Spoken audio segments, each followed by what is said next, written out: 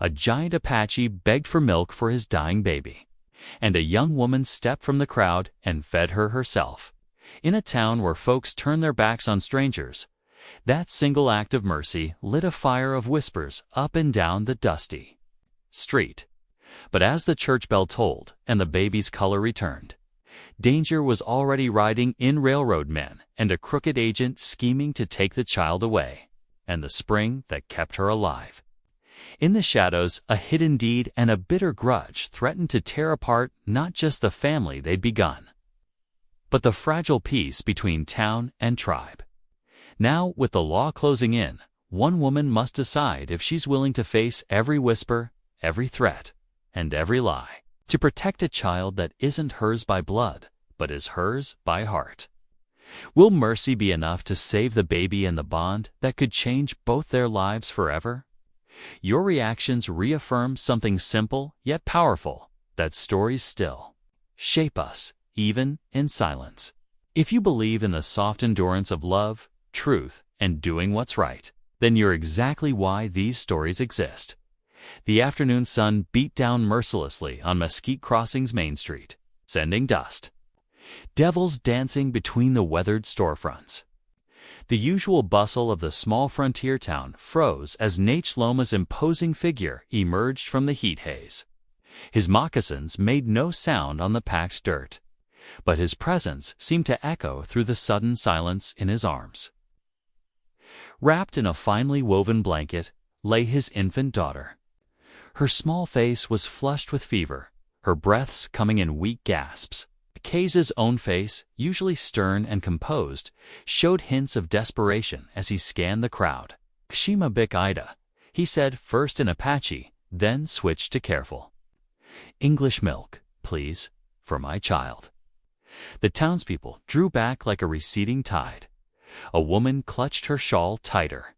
Man's hand drifted toward his belt.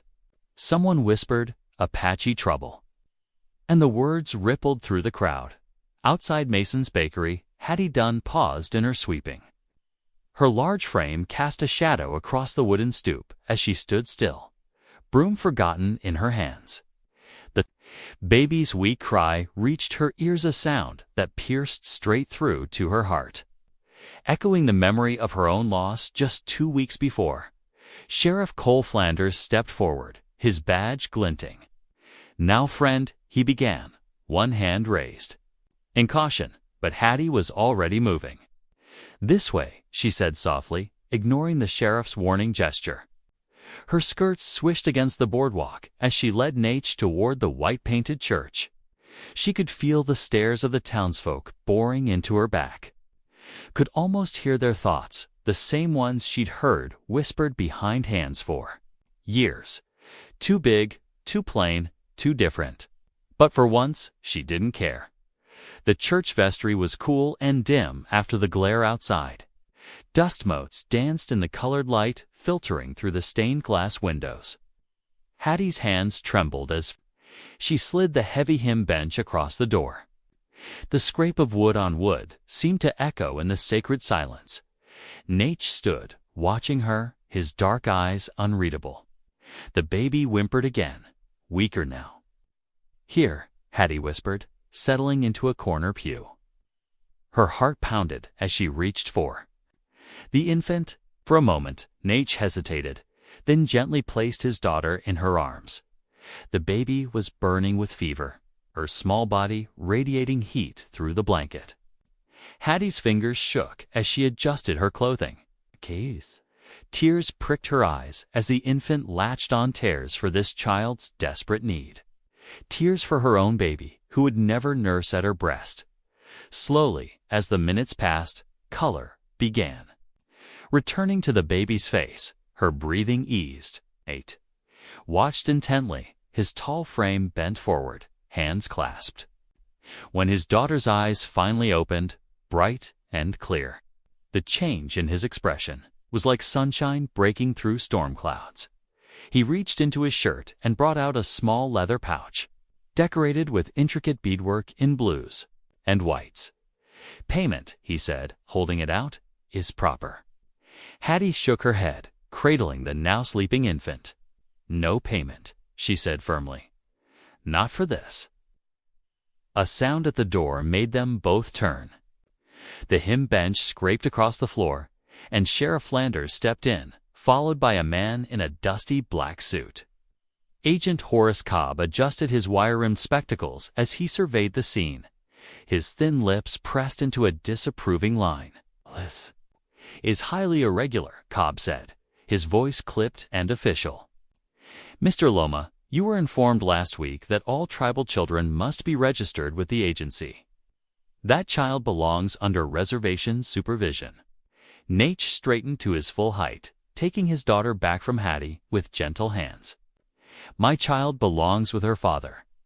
Nevertheless, Cobb continued, producing a folded document from his coat pocket. Federal regulations are quite clear. The child must be brought to the reservation agency by dusk today for proper documentation and health assessment. The afternoon light through the stained glass threw patches of color across the agent's face, but couldn't soften his cold expression. Sheriff Flanders shifted uncomfortably, his hand resting on his gun belt more from habit than intent. Hattie stood up, smoothing her skirts. Her voice was quiet but steady. The baby was sick. She needed help. Surely that comes before paperwork. Cobb's gaze flicked over her dismissively. Your ... intervention, while well-intentioned, misdone, does not change the legal requirements. Dusk, Mr. Loma. I trust you understand the consequences of noncompliance. The threat hung in the air like the dust motes in the colored light. Nate said nothing, but inclined his head slightly, not quite a bow, not quite defiance. He turned to Hattie and touched his hand to his heart, then to his forehead. The gesture spoke volumes more than words could have as they stepped back. Out into the harsh sunlight, the baby now sleeping peacefully in her father's arms. The townsfolk quickly found reasons to look elsewhere.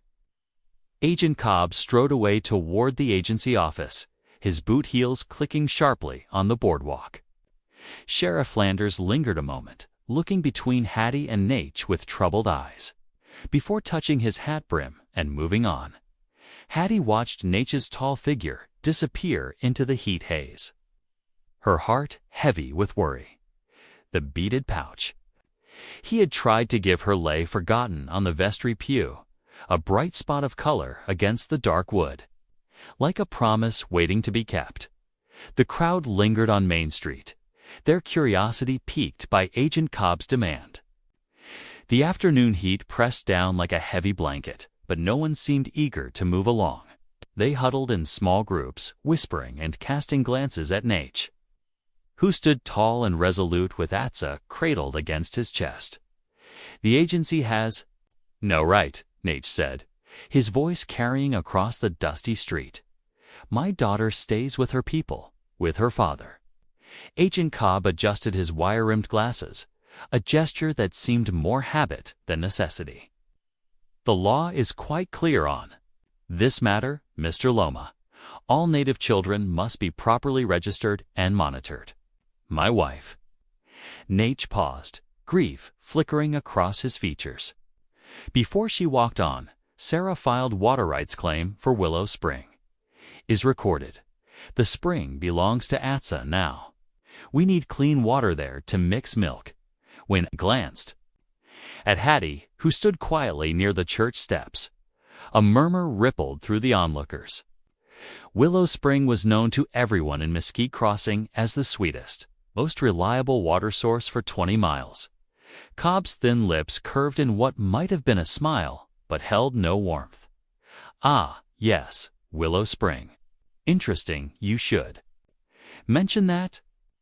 The railroad has expressed quite an interest in that particular water source for their steam engines. Quite valuable, a reliable spring like that. On the church porch, Pastor Eli March gripped the railing so hard his knuckles went white. Sweat beaded on his forehead that had nothing to do with the heat. 6 months ago, he'd notarized a deed, document he hadn't examined as closely as he should have. The memory of that day sat in his stomach like a stone. Hattie stepped forward, her full skirts rustling. "Sir, if it's the baby's welfare you're concerned about, I can help." Her voice was soft but steady. "I could nurse her morning and night. That way, she'd have proper care, and her father could keep her home where she belongs." Nate turned to her, surprise and gratitude visible in his dark eyes. He pressed his hand to his heart, then extended a palm up toward Hattie, a gesture of deep respect. "The agency isn't interested in private arrangements," Cobb said sharply. "This is a matter of federal oversight." "Then oversee," Hattie replied, a hint of steel entering her gentle tone. "Watch how well she grows, but let her stay with her father." Cobb's face reddened. He took a step closer to Nate, dropping his official manner. "Listen here. That spring is going to the railroad, one way or another. Don't make this harder than it needs to be." He turned and strode to his horse, mounting with practiced efficiency. "I'll be back tomorrow with soldiers if necessary. That child belongs under proper supervision." As Cobb rode away in a cloud of dust, the crowd began to disperse. The sun was sinking toward the western hills, painting the sky in shades of orange and purple. Hattie gestured to Nate, and they began walking toward the edge of town. "Your wife," Hattie said softly as they walked. "Was she sick long? Sick long?" Nate was quiet for several steps. "Fever came fast after Atsa was born. 2 days, she was gone." He touched the sleeping baby's cheek. "Sarah knew the spring would be important, made me promise to protect it. Our people have used that water for generations. Now the children, the old ones, they depend on it." They stopped at the edge of town, where the packed dirt of Main Street gave way to scrubby grass. The evening breeze carried the scent of sage and cooling earth. "I will be here before sunrise," Nate said. "At the church?" Hattie nodded. "I'll come early to feed her. We'll find a way to make this right." As darkness settled over Mesquite Crossing, lamplight spilled from the church windows. Inside, Pastor Eli March moved with unusual haste.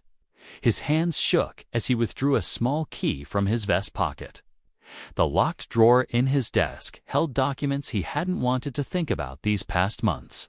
But now, with Willow Spring at the center of this brewing storm, he could no longer hide from his mistake. The old floorboards creaked under his feet as he hurried toward the door. Key clutched tight in his trembling hand. Behind him, the drawer stood open, its contents disturbed for the first time since that fateful day when he'd signed his name to a deed he should have questioned.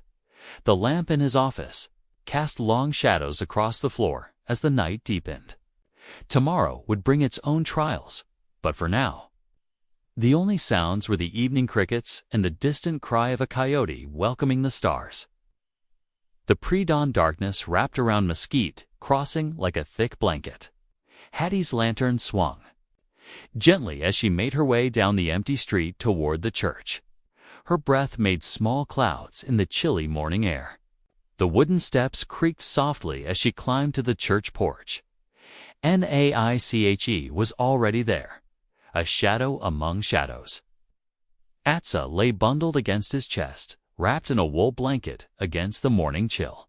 He nodded in greeting, his movement barely visible in the dim light. "Good morning," Hattie whispered, lifting her lantern. "Let's go inside, where it's warmer." The church vestry still held yesterday's stillness. Hattie set her lantern on a small table, its gentle light creating a warm circle in the darkness. She settled into the cushioned chair they'd used before, arms reaching out for the baby. Nate carefully transferred Atsa to Hattie's embrace. Attack. The infant made a small sound of hunger, then quieted as she began to nurse, while Hattie fed the baby. Nate knelt nearby, drawing several slender willow shoots from a bundle he'd brought. His skilled hands worked quickly, weaving and bending the fresh willow into a small frame. "For carrying her," he explained softly. "A cradle board. We'll finish it proper later, with leather and beadwork." The first streaks of dawn began to color the windows. Outside, early risers passed by on their way to work. Some peered through the church windows, their faces hard with judgment. Others showed only curiosity, lingering a moment before moving on, when AHOC finished nursing. Hattie carefully straightened her shawl. "She's stronger today," she said, smiling as the baby gripped. "Her color is better." Nate nodded, touching Atsa's cheek with gentle fingers. "Because of you." He gathered his partially finished cradleboard and stood. "I will walk you home." The morning air had warmed slightly as they walked through town. A few women watched from the mercantile porch, whispering behind their hands. Ruthie Pike's voice carried clearly across the street. Shameless. Absolutely shameless. Hattie's cheeks burned, but she kept walking, her head high. When they reached her small house at the edge of town, Nature's sharp eyes noticed the loose porch board right away. "This is dangerous," he said, testing the board with his foot. "Oh, I will fix." "Oh, you don't need to," Hattie began. But he was already examining the underside of the board. "It's the right thing," he insisted. "You help my daughter, I help your home." Nate worked with tools he'd brought in a leather pouch. Hattie held Atsa, humming softly. The baby's dark eyes watched the morning light play across the porch ceiling in the church office. Pastor Eli March sat at his desk, key in hand. The drawer opened with a soft scrape. Inside lay the document that had troubled his conscience for months, a duplicate railroad deed, its ink barely faded. His hands trembled as he lifted it, noting again the date written in precise strokes, a date that came suspiciously after the spring's original filing. "Lord, give me wisdom," he whispered, folding the paper carefully and slipping it between the pages of his Bible. He couldn't decide whether to speak up or stay silent, knowing either choice carried heavy consequences. That afternoon, Hattie walked to the general store, needing cloth for a new project. The bell chimed as she entered. But Ruthie Pike's usual shopkeeper's greeting was notably absent. Several customers browsed the shelves. Ruthie stood behind the counter, pointedly reorganizing spools of thread. When Hattie approached with her selection of soft muslin, Ruthie turned away. "I'll help you when I'm not so busy with other customers," she said loudly, though no one was waiting to be served. Hattie stood quietly, watching as one by one the other customers made their purchases and left. Finally, alone in the store, Ruthie snatched up the muslin with 2 fingers, as if it might carry disease. "That'll be 30 cents, she said coldly, not meeting Hattie's eyes. Hattie placed the coins carefully on the counter. "Thank you, Mrs. Pike." The bell chimed again as she left, its cheerful sound at odds with the heavy feeling in her chest as evening approached. Bringing cooler air and long shadows, a knock sounded at Hattie's door. When she opened it, she found an older Apache woman standing there, her silver hair bound in a traditional style, her bearing dignified and calm. "I am Naleen," she said in clear English. "Nate's aunt. May I come in?" Hattie welcomed her, quickly clearing a chair at her small table. Naleen sat with careful grace, her dark eyes taking in the neat but humble room. "I come to thank you," she said, "for saving Atsa's life, and to tell you something important about our ways." She leaned forward slightly. "Among our people, a woman who gives milk to a child becomes that child's mother in spirit. We call this Milk Mother. It is a sacred bond, honored as true family." Hattie's hand went to her throat, touched by the solemnity of Naleen's words. I'm honored. Truly. "There is ceremony," Naleen continued, "but that can wait if you wish. What matters is your heart, your choice to help when others turned away." She reached across the table, taking Hattie's hand in her weathered one. "Will you accept this role? Be Atsa's milk mother in spirit, if not yet in ceremony." Tears welled in Hattie's eyes as she squeezed Naleen's hand. "Yes," she whispered. "Yes, I will." Naleen's smile was warm as summer sunshine. Then you're family now. Whatever comes, we face it together." Outside, the evening star appeared above the horizon, a single bright point in the deepening twilight. Inside Hattie's small house, two women from different worlds sat together in understanding, while somewhere in the gathering darkness, a baby slept peacefully, unaware of the bonds being forged in her name. Dawn painted the sky in soft pinks and golds as Hattie made her way to the church once again.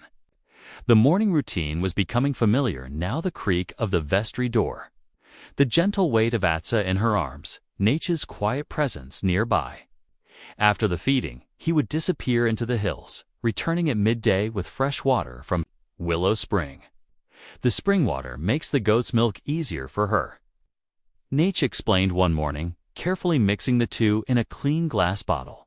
"My wife, ... double quotes," he paused, his voice growing softer. "She discovered this when our first child was small." Hattie nodded, understanding loss in her bones. "Sometimes the hardest lessons are the ones that help others later," she said, thinking of her own lost baby. The days fell into a gentle rhythm. Dawn feedings in the church's cool shadows. Midday bottles prepared with spring water that Nate brought in ceramic jugs, wrapped carefully in damp cloths to keep cool. As evening approached, Hattie would make her way to the old line shack near the agency for Atsa's final feeding of the day. The line shack became a quiet sanctuary. Its rough wooden walls kept out prying eyes, while its location just far enough from both town and agency gave them space to talk freely. Nate would often build a small fire outside, brewing coffee in a battered tin pot while Hattie nursed. "Atsa, my people say grief is like water," he told her one evening, his voice mixing with the fire's soft crackle. "It can drown you or carry you forward. The choice is in how you let it flow." Hattie adjusted Atsa's blanket, considering his words. "In town, they expect you to dam it up. Pretend it's not there." She touched her chest where the ache of her loss still lived. "But that just makes it harder, I reckon." Nate nodded, pouring coffee into 2 tin cups. "Your heart knows the truth of water. It gave life back to my daughter when others turned." Away, in town, Ruthie Pike's gossip flowed as freely as the spring. "Spending every evening out there with that Indian," she'd say loudly in the mercantile. "What kind of woman does such things?" But not everyone shared her spite. Old Mrs. Henderson, who'd lost 3 babies of her own, left a basket of clean cloths on Hattie's porch. Widow Barrett brought fresh bread and a pot of stew, pressing them into Hattie's hands with understanding eyes. "Don't you mind Ruthie Pike?" Widow Barrett said firmly. Some folks can't see past their own fence posts to recognize real Christian charity. The support touched Hattie deeply, though she kept her feelings private, like a precious stone in her pocket. Each morning, she'd check her larder to find fresh eggs or vegetables, left by Quiet Alley's women who remembered their own hard times and recognized true need when they saw it. Meanwhile, Pastor Eli's conscience grew heavier with each passing day. The railroad deed hidden in his Bible seemed to burn through the pages, demanding attention. Finally, he sought out Sheriff Cole Flanders, finding him at his usual spot behind the jailhouse, whittling cedar shavings. "Cole," the pastor said, settling onto a rough bench, "I need your counsel on a delicate matter." The sheriff's knife paused mid-stroke. "This about the spring deed." Eli started. "How did you been watching Yardley and Cobb circle that water right like vultures?" Cole resumed whittling, his movements precise. "Figured there had to be paper involved somewhere." Carefully, Eli explained about the duplicate deed. "It's suspicious. Dating, the pressure he'd felt to notarize it." "I knew it wasn't right," he finished, "but I convinced myself it was just a simple filing matter." Cole set down his knife and cedar. "Simple filing matters don't bring railroad men sniffing around. Apache water rights." He sighed heavily. "But going after Cobb or Yardley, now that's asking for trouble. we might not be ready to handle, so I should keep quiet. Let them take the spring. Didn't say that. Cole picked up his knife again, said we need to be smart about how we move.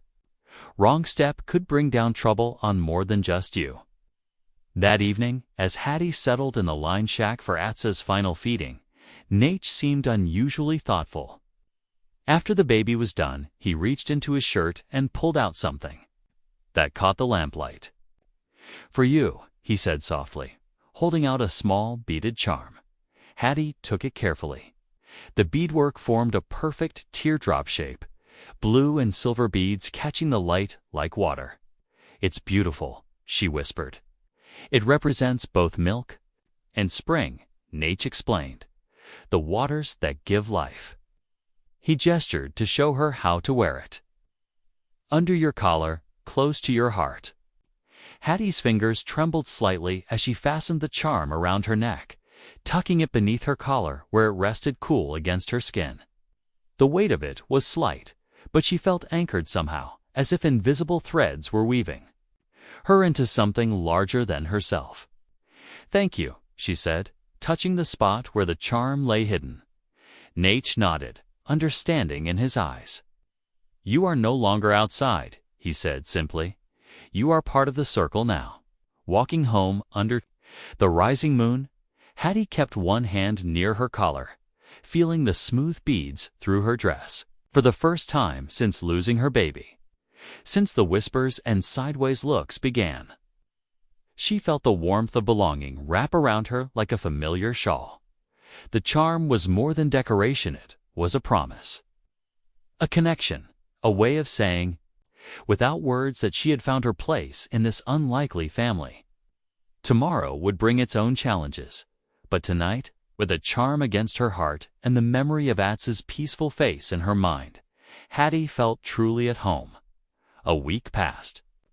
Like water flowing downstream, each day bringing its own measure of hope and worry. The morning sun had barely cleared the mountains when Pastor Eli's messenger boy knocked on Hattie's door, bringing word to meet at the church vestry after the dawn feeding. Hattie found Nate already waiting outside the church, his tall frame casting a long shadow across the dusty ground. Inside the vestry, Pastor Eli stood near his desk, his weathered hands clasped tightly. Sheriff Cole Flanders leaned against the wall, his badge catching the early light from the window.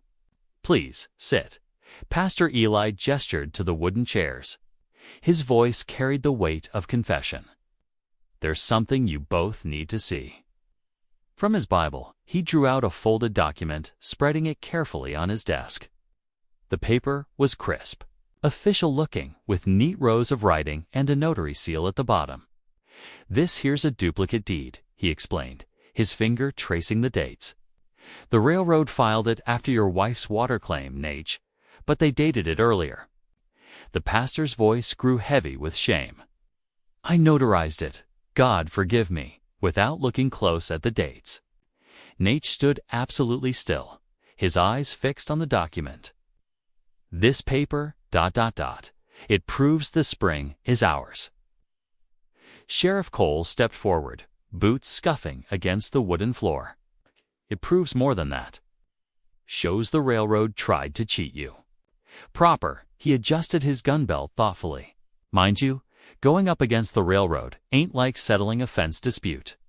We need to be smart about when and how we use this." Pastor Eli nodded. "I suggest we keep it safe until the right moment. Perhaps when the territorial judge makes his monthly circuit." "The paper must stay hidden," Nate agreed, his voice low and certain. "But knowing it exists, ... this changes much." Hattie watched the men discuss hiding places, her heart lighter than it had been in days. The truth had a way of finding sunlight, like spring water bubbling up through rock. Later that afternoon, Nalene arrived at the church, her presence as steady as the mountains themselves.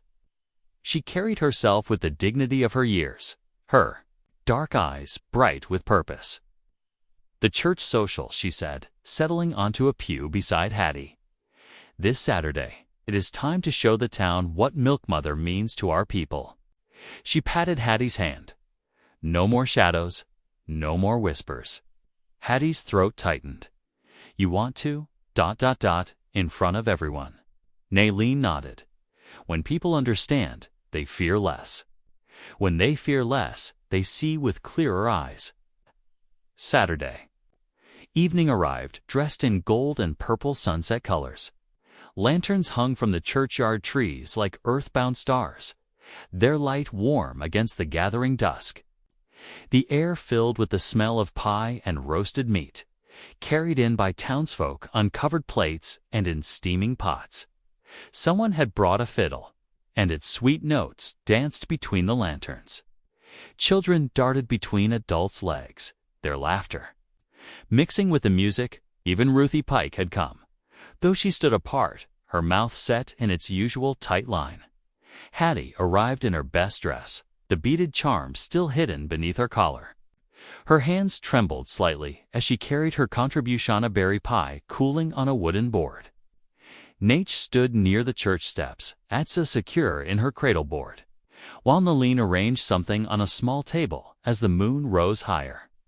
Pastor Eli called for attention. The fiddle notes faded and the crowd gathered closer. Curiosity bright in their faces, Nalene stepped forward, her blue calico dress catching the lantern light. Her voice carried clear and strong across the yard. Among my people, when a woman gives milk to a child not her own, she becomes milk mother. It is a sacred bond, as strong as blood. She turned to face Hattie. She becomes family, trusted with our most precious gift, our children's future. A murmur rippled through the crowd. Hattie felt her cheeks warm, but she held her head high. Nalene lifted something from the tabala band of intricate beadwork, blues and silvers woven into patterns like flowing water. This band marks Hattie Dunn as milk mother to Atsaloma. It speaks of the courage to give when others turn away, of the wisdom to see past differences to need. She approached Hattie, holding the band out. Will you accept this mark of kinship? Before your people and ours. Hattie's voice came clear and steady, despite the tears threatening to spill. I will. As Nalene tied the band around Hattie's wrist, a voice began to hum. It was Widow Barrett, her eyes bright with tears, the familiar notes of Rock of Ages rising soft and sure. One by one, others joined in, first the pastor, then Sheriff Cole, then more townspeople, until the melody swelled like a river in spring. The hymn wrapped around them all ranchers and merchants, Apache elders and young mothers, children and grandparents. For that moment, under the lantern light and stars, the divisions that usually split the town seemed to fade like morning mist. Even Ruthie Pike's face had softened, watching as Nalene embraced Hattie in the traditional way of welcoming new family. The fiddle player picked up the hymn's melody, adding his strings to the voices, while Atsa slept peacefully in her cradle board, unaware of the boundaries being gently reshaped around her. The evening continued with shared food and quiet conversation. People who had never spoken beyond wary nods found themselves passing plates, exchanging recipes, admiring beadwork. Children played together in the lantern light, their laughter a reminder of simpler truths. Hattie touched the beaded band at her wrist, feeling its weight not heavy like a chain, but secure like an anchor. She caught Nate's eye across the yard and saw in his slight smile the same wonder she felt. How love could bridge what fear had divided. How a child's need could open hearts long closed. The church social continued under the stars. A moment of grace in troubled times. Tomorrow would bring its own challenges, but tonight, the sound of hymns and shared laughter echoed off the church walls. A testimony to what was possible when people chose to see with their hearts rather than their fears. Morning sunlight cast long shadows through the windows of Agent Cobb's office as Silas Yardley settled into a creaking wooden chair. The railroad foreman's polished boots rested on the corner of Cobb's desk, his manner casual but his eyes sharp as a hawk's. That church social was quite the spectacle, Yardley said, brushing dust from his sleeve. Apache ceremonies right there in the churchyard. What's next? War dances at Sunday service. Cobb's face tightened as he shuffled through papers. It's gotten out of hand. That Dunn woman's made herself quite popular with her milk mother nonsense. Makes my job harder. And my railroad needs that spring. Yardley's boot heels clicked against the floor as he sat forward. Those tracks won't lay themselves, and the water tank location is non-negotiable. Cobb pulled out a fresh sheet of paper, dipping his pen in ink. Perhaps it's time to address the moral implications of this arrangement. A white woman nursing. An Indian child. Surely that raises concerns about proper Christian conduct. Yardley's smile didn't reach his eyes. Add in questions about her fitness as a guardian. Living alone, meeting a man at all hours, even if it is in a church. He paused. The territorial orphanage always needs good Christian homes for Indian children. It's better for everyone, really. I'll drop the removal notice immediately. Cobb's pen scratched across paper, and the spring. Leave that to me. Yardley stood, adjusting his vest.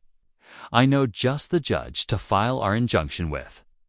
He owes me a favor from a railway deal back east.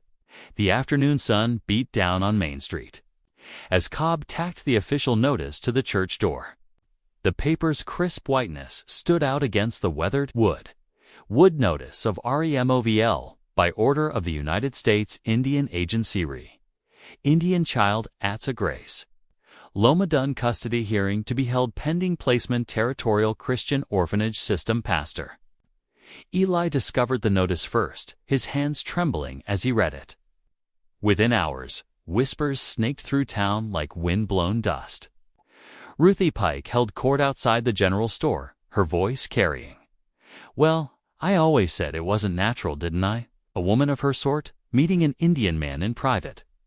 Makes you wonder what else goes on in that church after dark. The whispers grew louder when Yardley's injunction arrived by afternoon stage. The sheriff posted it beside Cobb's notice.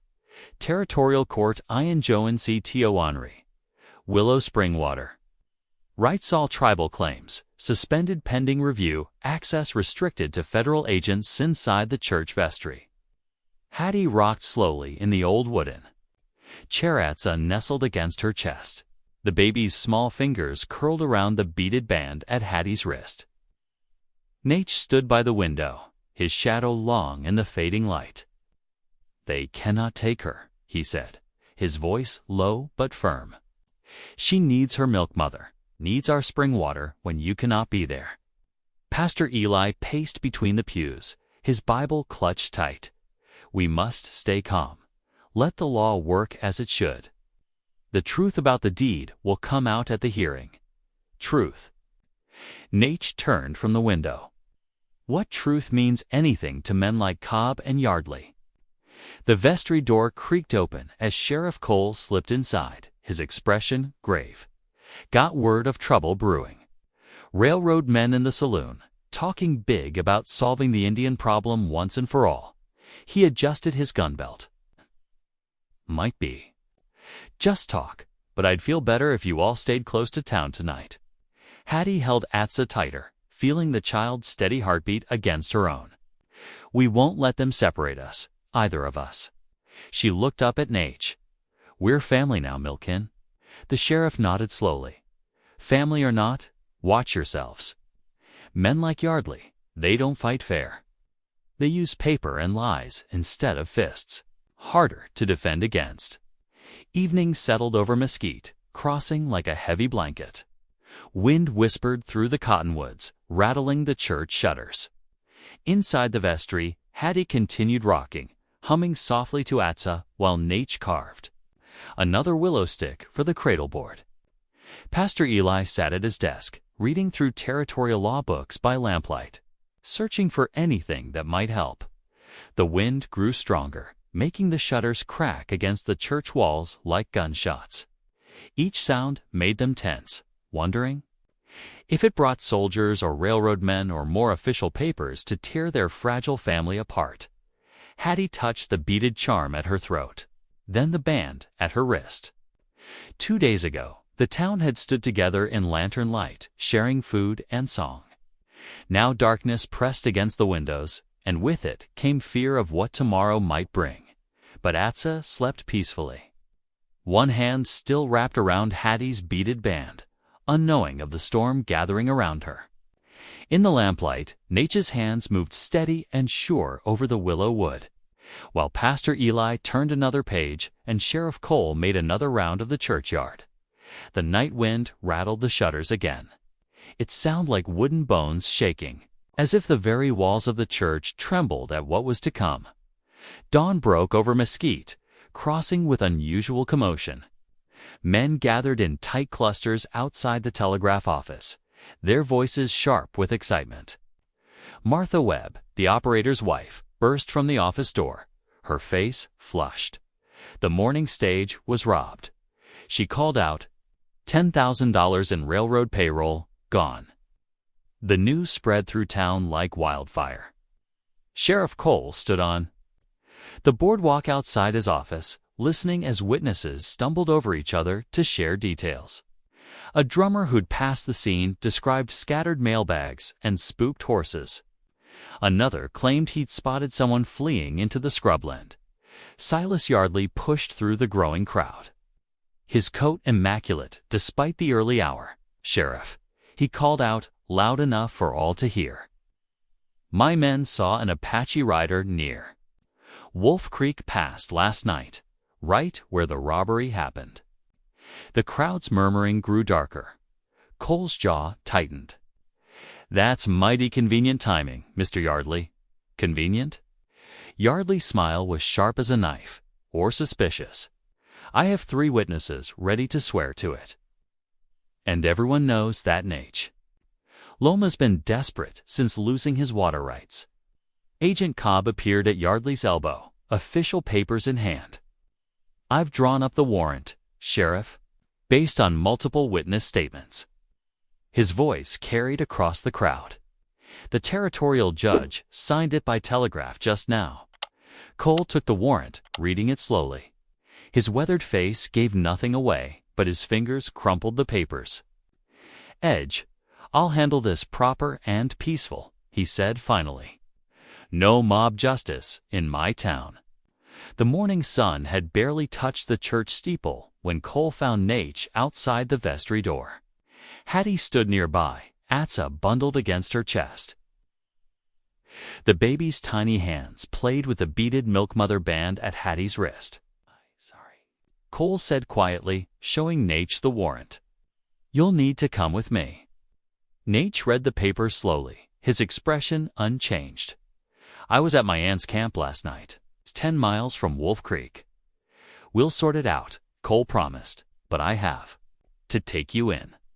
Hattie stepped forward, one arm protective around Atsa. "This is ridiculous." Nate would never step aside, Miss Dunn. Agent Cobb's voice cut through the morning air as he strode up, flanked by 2 agency guards. "The child comes with me." "No." Hattie backed away, clutching Atsa tighter.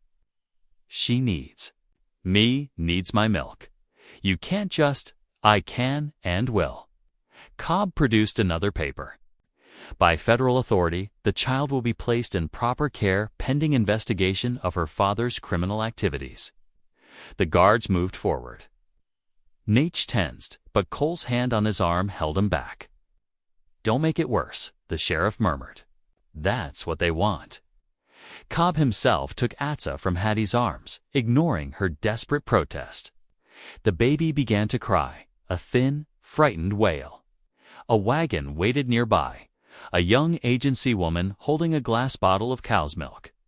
"She won't take that," Hattie cried. "Please, just let me nurse her one last time. Please." But Cobb was already placing Atsa in the wagon. The agency woman tried to press the bottle to the baby's lips, but Atsa turned away, her cries growing. Weaker. "You're going to kill her," Hattie whispered, tears streaming down her face. "She needs me." The wagon started moving, dust rising around its wheels. Atsa's cries faded as it rolled away toward the agency. Hattie stood frozen, her empty arms still curved as if holding the child. Cole led Nate toward the jail, the crowd parting before them. Nate walked straight back, dignity intact despite the whispers and glares. But his eyes followed the wagon until it disappeared, carrying his daughter away from both her father's and her milk mother. "I'll send word to your aunt," Cole said, quietly as he unlocked the cell. "Get witnesses for your whereabouts." Nate stepped into the cell without resistance. "They planned this," he said, his voice low. "The robbery, the witnesses, all of it. I reckon so." Cole closed the cell door gently, approving it's another matter. As darkness fell over Mesquite Crossing, Hattie sat alone in her small house. Her rocking chair creaked softly, a sound that had always soothed Atsa. Now it only emphasized the empty silence. Her bodice was soaked with unused milk, each drop a reminder of the baby who needed it. She touched the beaded charm at her throat, then the milk mother band at her wrist. "Please," she whispered into the darkness. "Keep her safe. Keep them both safe." But only the wind answered, whistling through the cottonwoods like a child's cry, child's cry. In the jail, Nate sat motionless on his bunk. The evening light filtered through the barred window, painting shadows across the floor. He knew any protest, any sign of anger, would only reinforce the lies they'd built around him. So he remained, silent, thinking of his daughter's face, of Hattie's gentle hands, of the spring water that had sustained his people for generations. Outside, Yardley and Cobb shared drinks in the saloon, congratulating themselves on a plan well executed. The railroad payroll sat safe in its strongbox, never stolen at all. The witnesses counted their payment in a back room. And in a hard cot at the agency, a small baby refused a bottle of cow's milk, crying weakly for the mother who had been. Taken from her, morning light crept across Mesquite Crossing's dusty streets, finding Hattie at her kitchen table. Her hands trembled as she tried to drink her coffee. The house felt too quiet without Atsa's soft breathing and gentle coos. A knock at her back door startled her. Jenny Miller, the young clerk from Watson's General Store, stood there ringing. Her hands? "Miss Hattie," Jenny whispered, glancing over her shoulder. "My cousin works at the agency. She sent word about the baby." Her voice quivered. "The milk they're using, it went bad in yesterday's heat. Atsa won't take it, and she's getting worse." Hattie's coffee cup clattered against the saucer. "How bad?" "Fever's rising. They've tried fresh milk, but she just cries and turns away." Jenny touched Hattie's arm. "My cousin says she needs her milk mother." Hattie stood so quickly her chair scraped across the floor. Without a word, she grabbed her shawl and hurried toward the church, her skirts rustling with purpose. The morning air was already thick with heat, promising another scorching day. Pastor Eli was sweeping the church steps when she arrived. One look at her face told him everything. "The baby's sick," Hattie said, fighting to keep her voice steady. "I need that deed you mentioned. The one that proves the spring claim." The pastor nodded slowly. "Wait here." He disappeared inside, returning moments later with an envelope. "This proves the tribal filing came first," he explained, pressing it into her hands. "But Hattie, be careful. Yardley and Cobb won't take kindly to this evidence coming to light." "I don't care about their kindness," Hattie replied, tucking the envelope into her bodice. "I care about that baby." The church door opened again, revealing Sheriff Cole. His badge caught the morning light as he descended the steps. "Been questioning folks about that robbery," he said, quietly. 3 different people saw Yardley's men near Wolf Creek Pass that night, all too scared to speak up officially. He adjusted his gun belt. "Reckon I ought to escort you to the agency. Keep things proper and legal-like." Hattie's shoulders straightened. "I need to tell Nailene she should come too." Already sent word, Cole replied. She's meeting us at the crossing. They found Nalene, waiting with 3 horses, her face set with determination. She wore a simple cotton dress, but sat her horse with the dignity of a queen. A medicine pouch hung at her belt, filled with herbs for the baby. The spirits are with us, she told Hattie as they mounted up. They know a mother's heart, whether it beats with shared blood or shared milk. They set out as the afternoon sun began its slow descent, taking the eastern trail toward the agency. Dust rose beneath their horses' hooves, painting the air golden. Sheriff Cole rode slightly ahead, scanning the path with practiced eyes. The leather of their saddles creaked a steady rhythm as miles passed beneath them. As dusk approached, they made camp in a dry wash where scattered cottonwoods offered shelter. Cole built a small fire while Hattie's milk let down painfully, reminding her of Atsa's need. Nalene noticed her discomfort and pressed a warm cloth to Hattie's chest, murmuring soft words of comfort. "Let me tell you a story," Nalene said, as they sat close to the fire's warmth. "Of women before you who fought for children not their own." The firelight danced across her face as she spoke of a time long past when raids and sickness left many children motherless. But they were never truly without mothers, she continued. Women of the tribe would step forward, offering breast or bowl or both. These chosen mothers were honored as true family, their names remembered in our stories. She touched the Milk Mother band on Hattie's wrist. Like them, you chose to open your heart when others turned away. The tribe remembers such courage. Sheriff Cole stirred the fire, sending sparks dancing upward. "Courage is one thing," he said quietly, "but we're up against men who twist the law to their purpose. Then we must make the law see truth," Nalene replied. She gestured to where the deed lay safe in Hattie's bodice. "Words on paper can speak, but the heart speaks louder." Hattie touched the spot where the deed rested, then the beaded charm at her throat. Each mile brought her closer to Atsa, and with each mile her resolve grew stronger. She thought of the tiny hands that had clutched her fingers, the soft weight against her chest, the trust in those dark eyes. "Blood makes family," she said softly. "But so does love. And I love that child as if she grew beneath my heart instead of just feeding at my breast." Nalene reached over and squeezed her hand. "Tomorrow we face them. Tonight we gather our strength." The fire crackled low as they settled for sleep, Cole taking first watch. Above them, stars scattered across the desert sky like drops of milk on black cloth. Hattie lay awake for a long time, one hand pressed to her aching breast, praying that Atsa would hold on until they arrived. In the darkness, Nalene's voice rose soft and low, singing an Apache lullaby. Though Hattie didn't understand the words, she felt their meaning in her heart, a mother's love flowing strong as spring water, deep as desert nights, unstoppable as dawn. The morning sun blazed harsh and white as Hattie. Sheriff Cole and Nalene approached the agency building.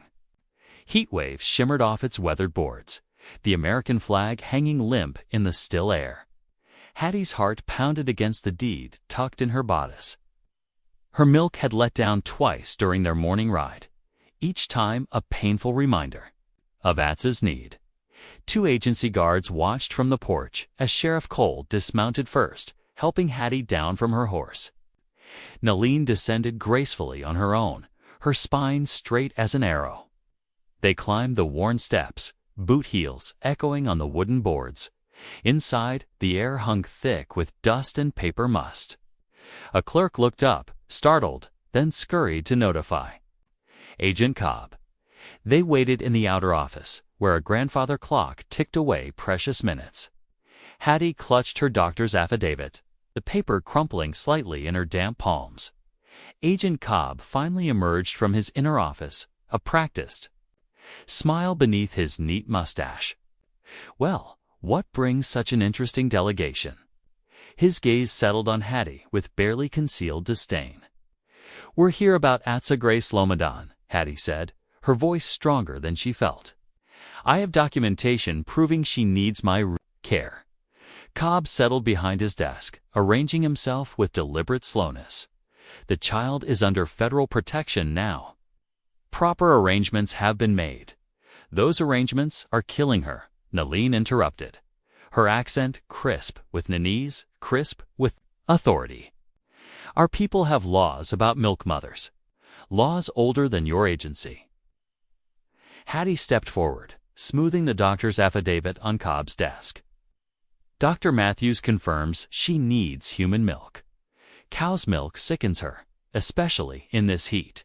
And I have witnesses who will testify that denying a sick infant proper feeding puts you in a dangerous position." "Agent Cobb," Sheriff Cole added, thumbs hooked in his gun belt. Legally speaking, Cobb's smile tightened. "I understand your attachment, Miss Dunn, but there are procedures." "The procedure," Nalin cut in, "is that a milk mother has rights equal to bloodkin in our tradition. Rights recognized by treaty." She placed a worn leather folder on his desk. "Article 7, regarding tribal customs in matters of child welfare." Sweat beaded on Cobb's forehead as he scanned the document. His fingers drummed against his desktop. "This is highly irregular. The matter should be settled in court with proper—" "Where is she?" Hattie demanded, her patience snapping. "I want to see her now." "Agent Cobb," Sheriff Cole said quietly, refusing to let a nursing mother see a sick infant won't look good in any court, especially with that doctor's statement in hand. Cobb's facade cracked slightly. He tugged at his collar, glancing between them. The grandfather clock chimed 10 times, each strike hanging in the tense air. "Very well," he said finally. "A brief visit." Under supervision, he led them down a narrow hallway to a back room where a harried-looking agency woman sat beside a small crib. Atsa lay listless among rough cotton sheets, her skin flushed with fever. A half-full bottle of cloudy milk sat rejected on a nearby table. Hattie rushed forward, gathering the baby into her arms. Apache's skin burned against her chest. The infant's eyes were dull, her lips dry and cracked, but at Hattie's familiar scent. She stirred, turning instinctively toward the promise of milk. "Give me privacy," Hattie ordered, already working at her bodice buttons. When no one moved, she fixed Cobb with a glare that would have done Nalin proud. "Unless you mean to stand." "They're watching, Agent Cobb, Agent Cobb." Color rose in his cheeks. He gestured the agency woman out, following quickly. Sheriff Cole positioned himself outside the door while Nalin helped Hattie settle into a rocking chair. The moment Atsa latched on, her whole body relaxed. Hattie felt tears slip down her cheeks as she watched color seep back into the baby's face. Nalin hummed softly, rubbing circles on Atsa's back as she nursed. After several minutes, Sheriff Cole knocked gently. "Agent Cobb's asking how much longer." "Tell him as long as she needs," Nalin called back. But Atsa had already finished, falling into her first peaceful sleep in days. When they emerged, Tay soared safely against Hattie's shoulder, they found Cobb pacing his office. He paused at the sight of the baby's improved color, something uncertain flickering across his face. "You can see the difference yourself," Sheriff Cole said quietly. "That baby needs her milk mother." Cobb sank into his chair, straightening papers that needed no straightening. "The court date is set for next week. Until then, ... He cleared his throat. Perhaps temporary custody could be arranged, strictly monitored, of course. With daily visits from me," Nalin added firmly, "to ensure tribal customs are respected." "And I'll need to review those arrangements," Sheriff Cole put in. "Make sure everything's proper and legal." Cobb's shoulders sagged slightly, his usual smugness cracking further. Yes, very well. The paperwork will take several hours, too. Prepare, you may wait in the outer office." Hattie held Atsa closer, breathing in her sweet milk scent. The baby slept on, one tiny hand curled around a fold of Hattie's shawl. In her sleep, she looked like any other child, not Indian or white, just a baby who needed love and care. They settled in to wait, Nalin producing a small bag of dried berries to share. Through the office window, Hattie watched heat ripple across the agency yard, but inside, something had shifted like spring ice breaking. It wasn't victory yet, but it was a crack in winter's grip, a promise of change to come. Sheriff Cole's boots thudded heavily on the agency office's wooden floor as he strode to the telegraph desk. His pencil scratched against the message form, each word measured and precise. Emergency hearing requested stop tribal water. Rights and infant custody stop witnesses and documents ready stop. The telegraph operator's key clicked out its urgent rhythm, each tap echoing in the quiet office. Outside, Hattie sat in the shade of a cottonwood, Atsa nestled against her in a soft cotton sling. The baby's fever had broken, her small face peaceful in sleep. Nalin kept watch nearby, weaving a small protective charm from sweetgrass. Judge Carlton confirms the hearing for tomorrow morning, Sheriff Cole announced, emerging from the office. We'll take it slow, heading back. Make sure the little one stays comfortable. They set out as the afternoon heat began to soften their horses' hooves, raising small dust clouds on the trail. Hattie rode carefully, one hand steady on Atsa's back. The sling held the baby close enough that Hattie could feel each tiny breath against her chest. 2 hours down the trail, a rider approached from the east. Hattie's heart leaped as she recognized Natch's straight-backed form. Sheriff Cole had sent a deputy ahead with release papers, and now here was Atsa's father, free and whole. Natch's usually stoic expression cracked as he drew near, his eyes fixed on his daughter, relief washing over his features like rain on dry earth. He guided his horse alongside Hattie's, reaching out one gentle hand to touch Atsa's dark hair. "She is better?" he asked softly. "Much better," Hattie answered.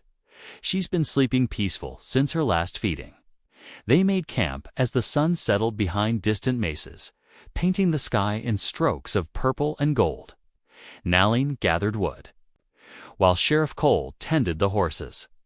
Hattie sat near the small fire, nursing Atsa one final time before sleep. The stars emerged one by one, filling the desert sky with their ancient light. After Atsa was settled in her borrowed cradle board, Natch approached where Hattie sat wrapped in her shawl. "I have no words big enough," he said, his voice rough with emotion. He spoke a phrase in Apache, then translated, "You have saved my daughter's breath twice now. First with your milk, then with your courage." Anyone would have done the same, Hattie murmured, though they both knew that wasn't true. "No," Natch said firmly. "Not anyone." He settled beside her, careful to maintain a respectful distance. "You chose to see past fear, past what others say. You chose to help when it brought you trouble." The fire crackled between them, sending sparks upward toward the star-filled sky. Sheriff Cole and Nalin had withdrawn to give them privacy. Their quiet conversation barely audible from the other side of the camp. "What happens after tomorrow?" Hattie asked softly. "The judge rules in our favor." "The spring stays with the tribe," Natch replied. "Atsa grows strong on good water and your milk until she is ready for other food." He paused, choosing his words carefully. "But Milk Mother is not just until weaning. In our way, you would always be her second mother. If that is what you want." Hattie stared into the flames, feeling the weight of the moment. "I don't know much about your ways," she admitted, "and I can't promise I'll do everything right. But I do know I love her, and I'll stand with you both however I can." Natch nodded, understanding in his eyes. They sat in comfortable silence as the fire burned low, each lost in thoughts of the morning to come. Dawn broke clear and cool, painting the desert in shades of rose and gold. They broke camp efficiently, each settling into tasks without need. For discussion, Atza woke happy, eager for her morning feeding. And Hattie felt hope bloom in her chest at the baby's returning strength. The sun was well up by the time they rode into Mesquite Crossing. Already, people were gathering at the church, Sunday best clothes, dusty in the morning light. Horses and wagons lined the street, and voices hummed with speculation and gossip. Pastor Eli met them at the church steps, his kind face creased with concern and determination. "Judge Carleton's inside," he said quietly, along with Agent Cobb and Mr. Yardley. Half the town's turned out too. Hattie straightened her travel-wrinkled skirts, suddenly conscious of her appearance after days on the trail. But Atza chose that moment to coo softly from her sling, and Hattie felt her worry fade. They had come this far on truth and necessity that would have to be enough. Nate stood tall beside her, his face composed but his eyes watchful. Sheriff Cole positioned himself protectively on their other side, while Naleen walked ahead, her silver-streaked head held high. Together, they climbed the church steps toward whatever judgment waited within. Sunlight filtered through the church's stained glass windows, casting colored shadows across the packed wooden pews. Judge Carleton sat behind a makeshift bench, Pastor Eli's lectern draped with a flag. The familiar sense of wood polish and hymnal leather mingled with trail dust and nervous sweat from the crowded congregation. Silas Yardley perched near the front, his usual easy manner replaced by rigid shoulders and a tight jaw. Agent Cobb slumped beside him, studying his hands, refusing to meet anyone's gaze. The rest of the church brimmed with townsfolk, their Sunday best wrinkled from sitting in the summer heat.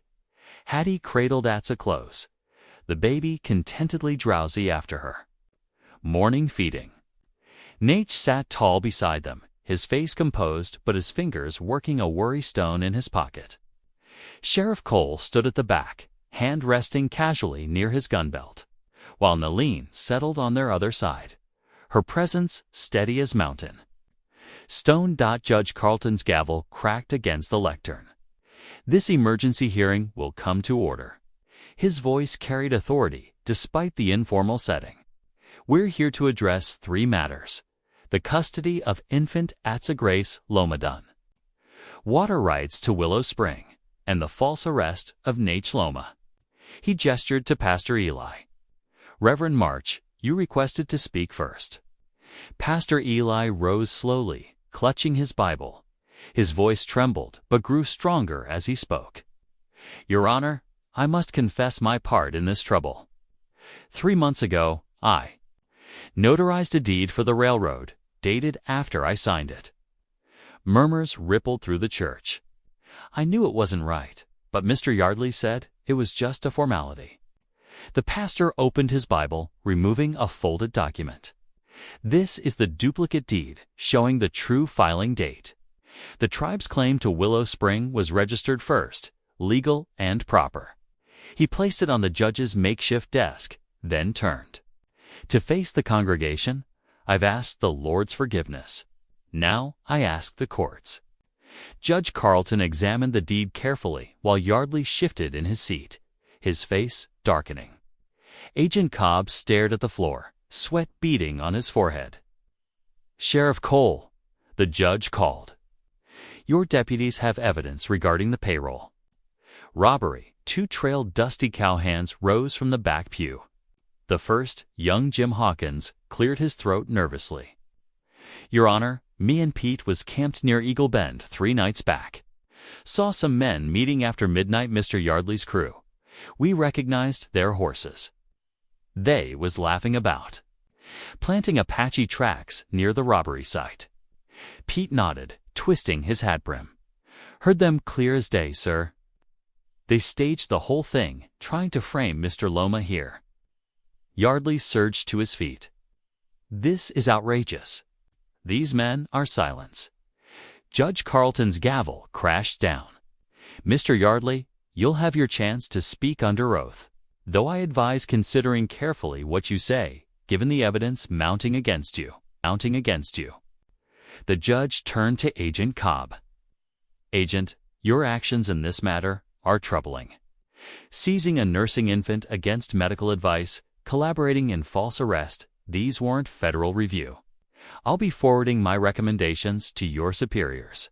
In Washington, Cobb seemed to shrink in his seat, his face ashen. Yardley sat rigid, glaring at nothing. Judge Carlton shuffled his papers, then looked directly at Nate and Hattie. Now, to the heart of this matter. The evidence shows clear. Tribal right to Willow Spring, filed properly and witnessed legally. The railroad's claim is void, and any further interference will bring severe penalties. He paused as relieved sighs swept the room. As to the child, medical testimony confirms her need for nursing care. Tribal custom recognizes milk kinship as a sacred bond. The law must respect both necessity and tradition. He smiled slightly. Atsa Grace Lomadun will remain in the joint care of her father and milk mother, with full tribal rights and protection. The church erupted in applause, startling Atsa awake. She blinked at the noise, then snuggled closer to Hattie's chest. Nate's hand found Hattie's shoulder, squeezing gently. Furthermore, the judge continued once quiet returned. Nate Loma is fully exonerated of all charges. The evidence shows clear conspiracy to frame an innocent man. He fixed Yardley with a stern gaze. The territorial marshal will investigate the staged robbery. I expect full cooperation from all parties. The gavel fell one final time. This hearing is concluded. May justice and mercy guide us all. More applause filled the church. Louder now. Nalene wrapped her arms around Hattie, careful not to disturb Atsa. Sheriff Cole shook Nate's hand, grinning broadly. Pastor Eli wiped tears from his eyes.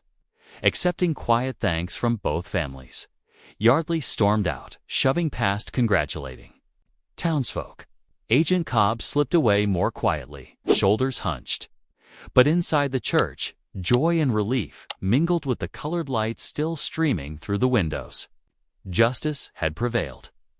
And a unique family stood validated before both law and community. The judge stepped down from the lectern, pausing beside Hattie and Nate. He touched Atsa's dark hair gently. "Take good care of this little one," he said. Softly, "She's brought out the best in all of us, I think." Atsa chose that moment to wake fully, treating the church to one of her rare, bright smiles. And in that smile shone all the promise of the morning justice served, family preserved, and love's triumph over fear and greed. The afternoon sun slanted through the vestry windows, casting warm squares of light across the wooden floor. Here, where their journey had begun, Hattie settled into the familiar oak chair, its curved back smoothed by years of faithful service. The same chair where not 2 weeks passed. She had first cradled a feverish Atsa to her breast. Dust motes danced in the sunbeams as Hattie adjusted her shawl and gathered Atsa close. The baby's dark eyes, bright with recognition, met hers. Though still weak from her ordeal at the agency, Atsa's tiny fingers curled against Hattie's bodice with determined strength. "There now, little one," Hattie whispered, her voice thick with emotion. "You're home." At first, Atsa's nursing was tentative, her small mouth seeking comfort as much as nourishment. Then, as if remembering the safety of these quiet moments, she latched more strongly. The familiar sensation brought tears to Hattie's eyes, tears of relief, of gratitude, of love for this child who had changed everything. Nate stood close. Beside them, one weathered hand resting protectively over both mother and daughter. His touch was gentle, barely brushing Hattie's shoulder, yet it carried the weight of all they had endured together. The silver beads in his hair caught the light as he bowed his head, murmuring a prayer of thanks in his native tongue. Through the open vestry window came the sounds of activity from Willow Spring. The sharp ring of shovels striking earth mixed with calls of greeting as men cleared the blocked trenches. Water, free at last to follow its ancient path, gurgled into the irrigation ditch that served both town and tribe. "Listen," Nate said softly, a rare smile touching his lips. "The spring sings again." Hattie nodded, understanding. The water's music meant life for all 4 crops, for cattle, for mixing the goat's milk that would supplement Atz's feeding as she grew. But more than that, it sang of justice restored, of bridges built between peoples, outside the church. Boots scraped on wooden steps as Pastor Eli welcomed Judge Carlton to inspect the spring. Their voices drifted through the window, discussing plans for improvement. A free pump here would serve everyone, the pastor was saying, his confidence restored now that truth had prevailed. Travelers, townspeople, tribal members alike. "Good thought," the judge replied. "Might help prevent future disputes if everyone has equal access. I'll speak to the territorial office about funding." Their footsteps moved away, but other sounds filtered in. Wagon wheels creaking, children laughing, the general store's bell chiming as customers came and went. Mesquite Crossing was settling back into its routine, changed subtly but significantly by recent events. Near the bakery, Ruthie Pike paused in her sweeping, leaning on her broom as she gazed toward the church. The rigid set of her shoulders had softened, her earlier spite mellowed by witnessing justice and mercy at work. She hadn't joined the crowd congratulating Hattie, but neither had she voiced any further criticism. Inside the vestry, Atz's nursing slowed as sleep overtook her. Her small body relaxed completely, trusting in the safety of her milkmother's arms. Hattie adjusted the soft blanket around her, marveling at how such a tiny being could forge such powerful bonds. Nate reached down to stroke his daughter's cheek with one gentle finger. "She grows stronger every day," he said quietly. "Like the spring water, bringing life back to dry ground." Hattie smiled up at him, understanding the deeper meaning in his words. They were all growing stronger in faith, in trust, in the courage to stand together against injustice. The town, too, was changing, its prejudices slowly eroding like stone shaped by flowing water through the vestry window. They could see the spring's clear water, catching afternoon light as it flowed freely, once more carrying promise to all it touched. The same promise that had begun here, in this quiet room, with a desperate father, a compassionate woman, and a child who needed them both. The agency grounds bloomed with color under the autumn morning sun. Woven blankets, draped wooden benches, arranged in a circle, their bright patterns mingling with the ladies' Sunday dresses and the elders' ceremonial sashes. Sweetgrass smoke drifted on the breeze, blessing the gathering space where 2 worlds were about to join as one. Hattie stood near the circle's edge, smoothing Atz's new white dress with trembling fingers. The fabric, sewn from her wedding gown, caught the light like fresh snow. Atza cooed, reaching up to pat Hattie's cheek with a plump hand. At 3 months old, she had grown strong and happy, her dark eyes bright with health and curiosity. "She knows her mother's heart," Naleen said, softly, appearing at Hattie's side. The elder woman wore a traditional camp dress of deep blue, adorned with beadwork that sparkled like morning frost. "Are you ready, daughter?" Hattie nodded, unable to speak past the lump in her throat.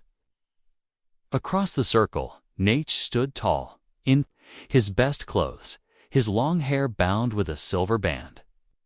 Their eyes met, sharing a moment of quiet understanding.